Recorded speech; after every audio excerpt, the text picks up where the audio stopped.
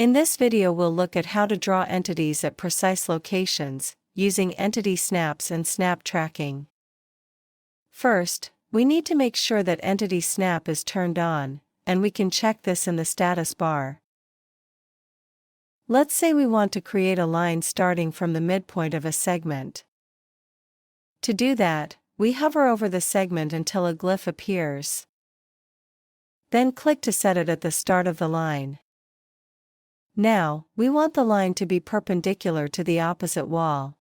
To do this, hold the Shift key and right-click to bring up a context menu. Now click on Perpendicular and hover over the opposite line. You'll see that another glyph appears. And after another click, a perpendicular line is created.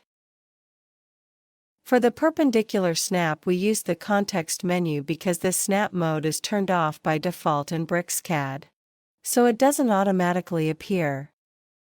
To turn it on, we go to the Entity Snap settings and select the option in the dialog.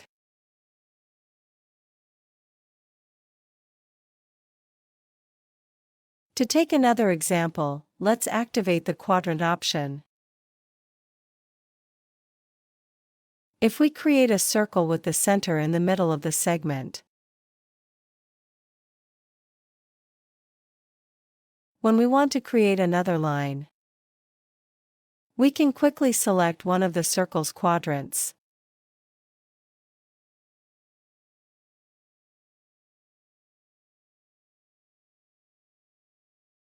Now let's look at Snap Track.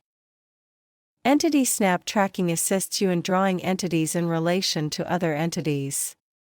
When Entity Snap Tracking is active, BricsCAD displays temporary tracking lines from entity snap points. So, if we want to create a circle in the middle of the room, we can do so using snap tracking. To do that, look at the status bar and make sure that Strack is on. Instead of clicking to select the center of the circle, we use the midpoint glyphs of the walls to find the center of the room. Hover over the midpoint of a wall and move the cursor towards the middle of the room. And do the same for the next wall. You'll see that when we reach the center of the room, both tracking lines are visible, so click to position the circle. And this concludes our lesson on entity snaps and tracking.